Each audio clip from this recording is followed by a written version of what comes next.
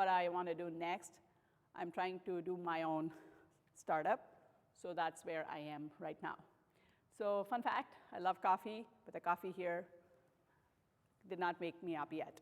So this is a very quick agenda, so we'll just start off. I'm hoping that some of you might get.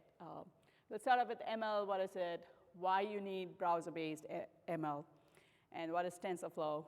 And we'll talk about the core concepts around TensorFlow and give you examples.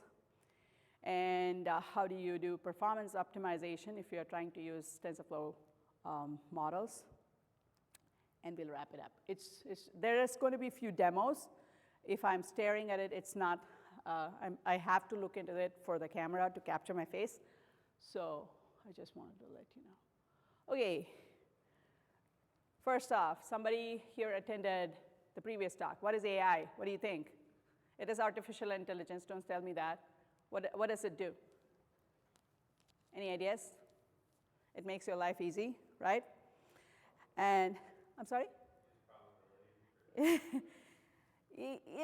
Let's put it, this is a college area. Let's go down to that level and say that, OK, these are systems that are built making sure that it helps the task to be done without any human intervention, right? That's what AI is. It's on a larger picture. And what is machine learning then? Oh, it's not pixelated. I like the screen. So it is also a type of AI that teaches how these machines learn, right? It learns through interpretation and prediction based out of the information that you feed it, right? So just to give you, I think if you have attended my morning one, you would see this. So you have, on a larger set, you have AI, and that enables intelligence in systems. And then you have machine learning, which is the actual implementation. You make the algorithms. And then deep learning would be a class of algorithms that would drive the machine learning. So very small nutshell, giving you what are these terms, right? So what are the key ingredients of machine learning? The first one is data. Without data, it cannot do anything. It cannot predict anything. So that's the first one that you need. The second one is you need to have some kind of an algorithm. And the third one is how do you want to train it, right? So, and based on this, you can make a model, and you can make predictions out of the model. There are different types of models that are there. Different types of pre-trained model, I should say very specifically. Some of them are neural network models. Anybody heard of this? Oh, yeah. Oh, you spoke about it? OK. I just spoke about licensing. OK, we spoke about licensing. So there are different types, even in neural. This is very hard, I would say, as NNMs. So you have convolution neural networks, and then you have concurrent ones. You have long, short-term networks, too. These are different types of neural networks that can do some kind of predictions on, for example, the long-term, short, oh, I cannot even say those things. So let's start with basically they can do classification, recognition, and segmentation in a nutshell. So those are different types of neural network models. And if you see, for example, if you feed in data, if you feed in different images of, for example, you have husky, you have Labrador, you try to feed in all those images of those dogs. And then finally, you feed them, and the output should be not a fox. It should end up saying that you should have a dog, right? Some kind of a dog. And at least it should say a dog. So that's basic visual of a neural network model. And then there is a support vector model. These are used for classification and regressions, mainly for, for example, if you want to analyze proteins in a biological substance, right? For that, if you want to classify those, and for a text classification as well, and if you want to also use for sentimental analysis in financials, if you want to detect fraud or spam detection if you're trying to, if you're an email provider or something like that. So you want to do a spam prediction as well, you can use this kind of a model, right? And there's decision tree model. As you can see, this classification is super easy, where it takes a regression test, and it often ensembles and like a reinforcement. Basically, a decision tree model is you want to make a decision, but if you want to make a single decision, you would use a single decision model. But then if you want to make multiple decisions across different decision trees, then you would use random forest. Very basic stuff. It's not huge. And just understand that these are the models out there. And clustering model, of course. It is, again, used for classification, segmentation. When you put in a raw data for all these, I'm hoping that these are fruits. The top one looks like a tomato to me.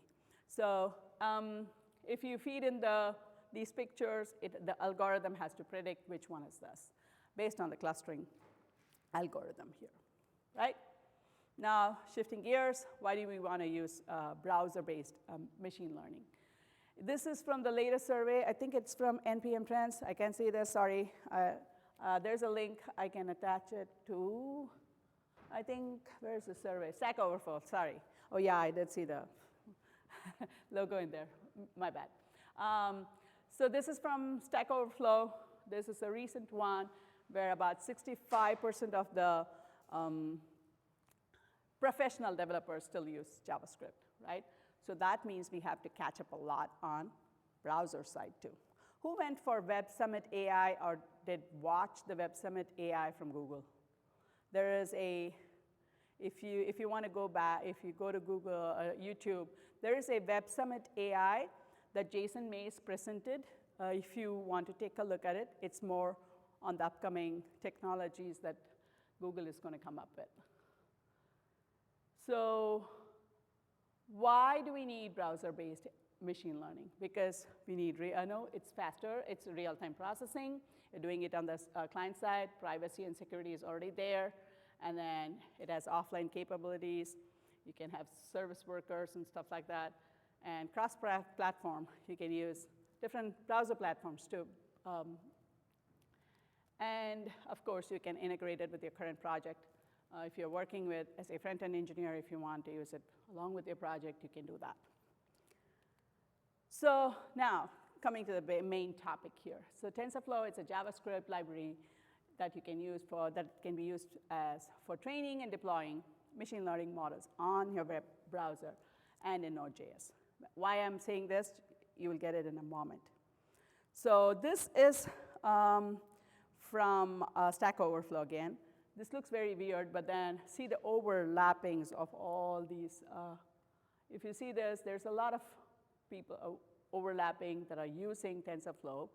But then I'm specifically interested in TensorFlow React, right? Because we are talking about, they're using it in React Native, which is OK too. And then a lot of people are using, this is just for TensorFlow, not for TensorFlow.js. But then this, overall, a lot of people are trying to use TensorFlow here. That's the whole idea. But then if you see other popular ones are, you have NumPy here, Pandas here, other stuff too, right? So this is from NPM Trends. If you see the number of downloads that over the period of time has increased over 1 million downloads from NPM Trends again. So having said that, it's consistently growing, and it's going to keep growing over the next few years too on the client side. So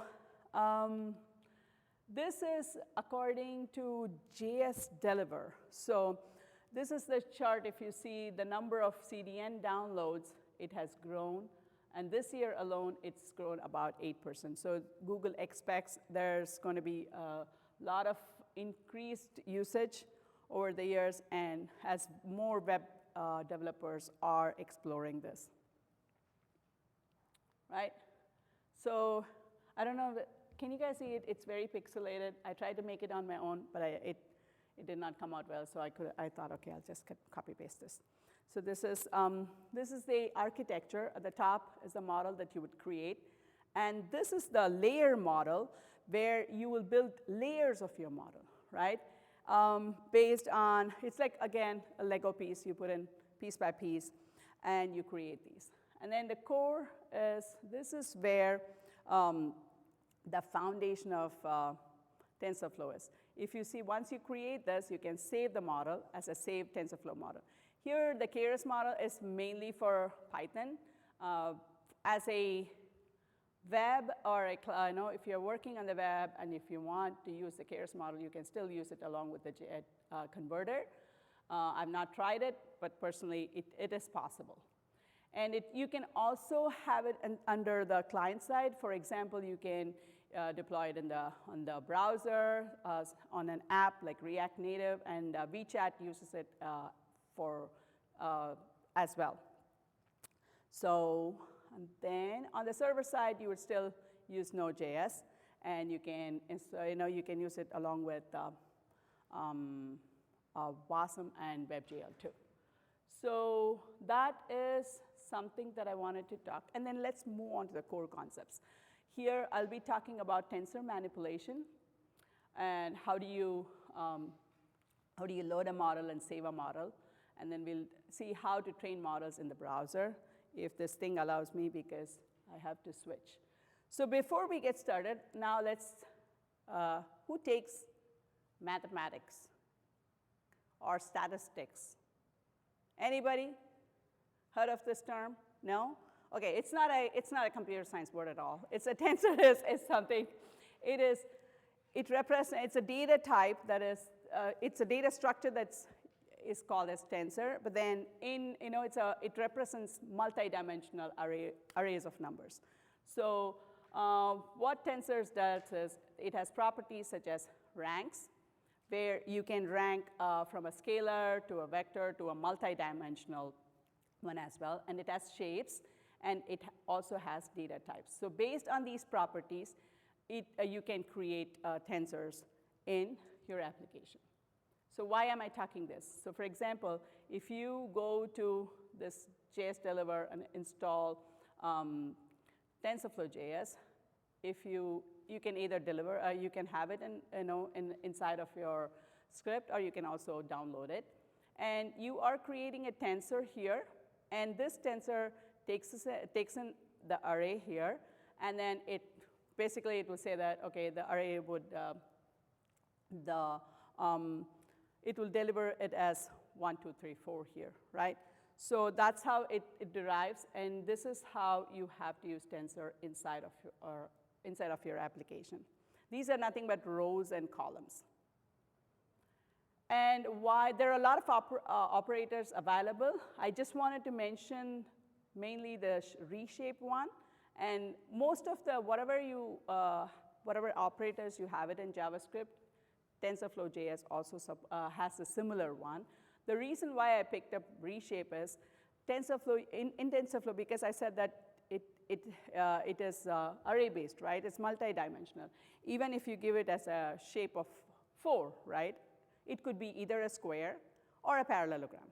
So if you want to predict your model based out of it, in that case, you can use reshape. So this is something that is there. I just want to point it out for why you have to use this. There are different models, like I told you, the layers API, when I showed you the TensorFlow architecture, I showed you the layers. So inside that, you can create sequential and functional. We're not going to be talking about the core API here, but I just wanted you to understand this is more complex, but this is doable. And let's talk about these two for the sake of time. So here, okay, this is a good one. So here we are trying to create a sequential model. And imagine that you are basically putting in, you are an assembly line of a car manufacturing company or something like that, right? If you are saying model.add, it just picks up a wheel, it attaches the wheel. And the second one would be probably you attach an engine, and then finally you compile it together. Understand that it's like an assembly line where you can add layers to each. So that's why I said you can add this, and then you can add. You have to, of course, pass in whatever you need to use it for your model. And then you compile it. This optimizer here is from TensorFlow.js. It is called as Adam, and it also can predict the metrics, accuracy of it. So you can use or create your own sequential model using layers API like this. And then the other one is a little bit more complex, I would say. Here, imagine that you run a car factory, right? You don't run for, it's like you're branching it out for producing Hondas. And the other one would be Toyotas or something like that. And then once you do that, but then if you want to combine them, or if you want to put them in a line where you want to paint them together, right? So in that case, you would use the combined one, and then you can concatenate both the branches. I'm just giving you a vague analogy here. So understand that this is a little bit more complex one, but you need to know how, if you're using it, you need to, if you want to start with something, you can start with a sequential model. But it does give you a lot of flexibility to create your own custom architecture too. If you want to use pre-trained models that are available, right? First, what do you do? There's a lot of models available, so you can go install TensorFlow. Once you install, if you do run npm install, I think npm install TensorFlow, and then you load the model, you pre-process the data. I'll just show you a demo in a moment. Pre-process the input data, and then it predicts for it, and then it does a post-prediction. And you can, once it predicts after it post-processes the predictions, you can save the model. So here we are using this load layers model from TensorFlow, where you can use this pre-trained model, you can give the path to it, and then this model, you can prepare a data. Like I said, Tensor is the basic data structure that you would use in TensorFlow. You can make predictions, and once you make the predictions, you can also have the values out there. So, and I had a demo. Yeah, this is what I was looking for. This is a teachable machine. I hope I can open this up. I don't know how I can do this. Let's see. Okay, this is, if I can open my web camera, give me a minute. Okay, see here, I am here holding, here I have to say this as classifying this as a person, and then I can hold on and take pictures of myself. I'm doing this, doing this, doing that, doing that. And then I might also put while I'm recording, make sure that it's taking so many images of me, right? So this is how it's going to predict. Okay, now we have about 312 images in a span of few seconds, right? And then let's classify another one. Let's take a phone. I hope I can. I'm going to be using my phone here. Hopefully this doesn't turn on my face. Here, oh no, not this. Okay, I have to hold this. I'm holding this like this. So it's taking a picture, and when I'm trying to, oh, not this. I should have, hang on, let's delete this because I screwed up. How do I delete this thing? No, let's delete, delete, maybe add class. Okay, good. Let's do phone because I wanted to take the camera to phone, and then make sure. Okay, hold. So I'm just doing this. I'm just doing this. So note that it is, if you have other buttons or whatever, different phones and with different camera lenses, here it has 203 images, and you can train the model. Give it a few seconds. It'll It'll not let you close the browser. Hopefully, it is still preparing. There are some advanced things which it is still processing, but once it processes it, you can either export the model. It is still training, so it is almost done, I guess. Let's see. It is also contingent with the internet here. Hopefully it works. Oh, it's still almost there. So it is training, 50%. Oh, yeah, this is what I wanted to make. OK, cool. Now we have this. So the moment I show my face, it predicts and gives the output as person, right? If I do this, it's still thinking, but then the more closer I go, it predicts well, right? So this is something that this model can do. And imagine how fast, within a span of 2 minutes, we were able to take 312 images of myself and then 200 images down there for the phone as well, right? Now, let's switch gear. That was from Teachable Machine. You can all go try it. I can pass this information to you. The next one is fun. It's really cool. It is facial recognition one. It's based on facial key points. So if I go closer, you can see my eyes are showing up. And then this is based on the, and it should also see my ears too, ears, nose, mouth. So this is the key points you have, and based on that of it is recognizing. So even if I move, it still comes up, right? So this is another model. And there's one more, the last model that I really, really like, is it takes a little bit of time, but this basically, what does it do is, let's see, load data, This recognizes letters, like numbers from 1 through 9. Let's see, hopefully it works. It recognizes each handwritten digit, and then it takes a little bit. It says training model, but once it starts, it is pretty fast. So, OK, see here, it says it's for how many, we are just, I can see this, only 20%. It is still loading, 16% it started training, but how many greens are you're seeing? See, it is recognizing by the time it predicts, you'll see within a couple of minutes, it'll predict all the letters, and it'll say, you know, that's something you can use it for signatures and all those things to protect your data too, right? Something around the lines you can use.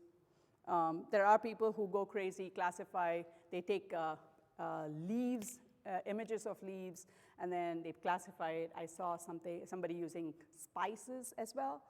So different things you can use to create. You can use these pre-trained models, which are faster, as you can see, than having your own model too, right?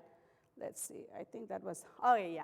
You are so curious. You want to do, OK, I don't want any of these pre-trained models. I want a model for myself, right? I want to do it. So can I do it? Yes, you can, but it comes up with some challenges. First off, you need to prepare the data.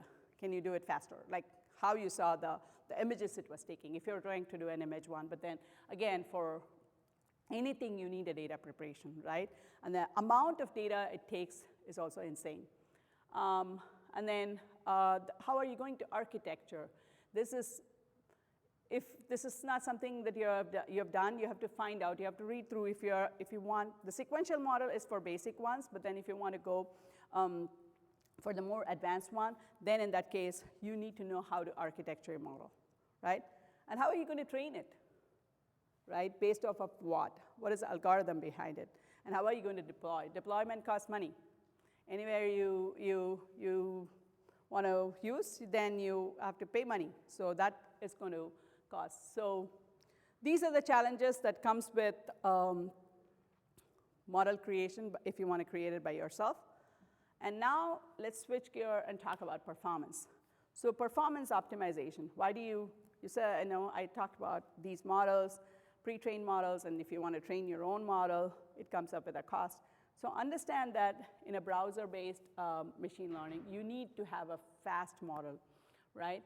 And even if it's a little bit slow, how many of you open an app, if it's not opening up in 5 seconds, you'll just, OK, yeah, we do that, right? You don't want to use that app again. So that's something, poor performance will lead to a negative experience, and you lose your customers too.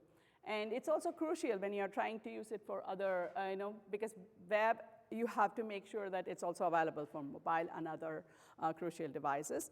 And making sure that it's also available in resource-constrained devices too, right? That becomes crucial if you want to do it browser-based machine learning. Okay, so this is with WebGL backend. So what I'm going to talk about is the data moves, your main thread moves from your CPU to GPU, right? And then it moves down to TensorFlow backend and then to the front end. After computation, the results come back to the CPU. This is the whole, this is how WebGL backend works. So this is how the data flow works, right? And here, if you see, by default, in the front end, you will have JavaScript clean up your stuff. You have garbage collection there, but in the back end, you don't have it, right? So this is where, if you want to use it, WebGL does not have such a method to collect the garbage. So in that case, you can use tensor.dispose. Or you could also use inside of your code, you can say the asynchronous function by saying, after this, tidy up, like clean it up, right? I think I'm doing a great job in finishing it before time. So what are the other things? If you go to this YouTube channel made with TensorFlow.js, there's a lot of I loved one of these, the second video out here. I really enjoyed watching that. He's a radiologist who is using different images of radiology and then trying to make an image segmentation around it. And there are people who has used it with drums and other stuff. So if you are interested, if you're curious, see what others are doing, please go and take a look at this YouTube channel. And there are other demos. If you go to TensorFlow.org and demos, if you will see, this is where I took the teachable one, so the teachable machine. You can also try the other stuff too, right? So see what is it, and then there are a lot available on Kaggle. Who is in Kaggle? There was a 5-day workshop this week. Did anybody attend? You can still go to it. It is along with Google. I happened to sign up, but I never finished it, but I still got my badge. So I can, now at least I have the recordings to go and watch it though. So because I registered. Most oftentimes I would register it, I would not have the time, but I go back to it and watch it. So Kaggle is a very good source where you will have all the Python models. You have a Python, we have a Python converter to TensorFlow.js. You can use that. And there's a lot of code labs from Google if you go ahead and take a look at it. And if you are curious, just use model, one of the models, TensorFlow model, and then convert it to JavaScript TensorFlow, and then you can use it as well. Oh, I read this article. It was fun. Actually, this guy is basically, he's an animator, right? And he uses this weird technologies. He uses ARKit, media pipeline, and TensorFlow.js to find out the facial expression on his animation characters. So look at, people are using these things in a very creative way. So that's one of the things I found out very interesting to read this. This is called extraordinary.tv or something like that. From that, I picked this up. And yeah, I'm almost done. So today we talked about what are these, and I also kind of covered a little bit on the TensorFlow JS too. Go ahead and check out all the demos that I showed you. It's all in, if you Google it, or else I can pass this on too. Once again, my name is Deepa. Thank you so much for your time. And this is the last talk of the day, and I'm very sleepy. Sorry about that. So any questions? Yes, sir. String satisfaction problems. I'm curious how, if there's any overlap between that and TensorFlow, which I don't entirely understand yet because I've never used it. I mean, I kind of get it a little bit now, but. I've not heard of it, to be more honest, there's a lot more of things, not on this TensorFlow side of things, but then in general, there's a push on the web AI itself. On the Chrome side, there's a lot of it. I would urge you to go and also take a look at them. Is TensorFlow for solving constraint satisfaction problems, or is it really like fundamentally different than that? I didn't get you. Can you be a little louder too? Is TensorFlow made for constraint satisfaction problems, or is that just like one small piece of what it can do? Actually, it's a good question. What problem you're trying to solve, first of all, I would say that TensorFlow.js particularly does not have a lot more to as TensorFlow. So that's why I said that if you want to solve a problem that has something in TensorFlow, and if you want to use really into your application, then use a converter to do it. So yeah, I did try it. I wanted to use it. I created a couple of, one of the NPM packages, basically even a classification of image. I created a TensorFlow package for captions, right? For, what is that? Not image classification, but then what would its naming, actually. I tried to do it with different puppies and things like that, but it ended up saying a lamb. So, I would say that I tried it, then I was like, oh, okay. Then I talked to people who are like, oh yeah, why don't you use this? That was the direction everybody told me, oh, you can use this model, try to convert it. I said, okay, fine. So this is how, at least I know that this is the solution for it. Right off the bat, it's not there in TensorFlow.js. So yeah, a lot of things are in TensorFlow. If you know from Python how you can convert it, go for it.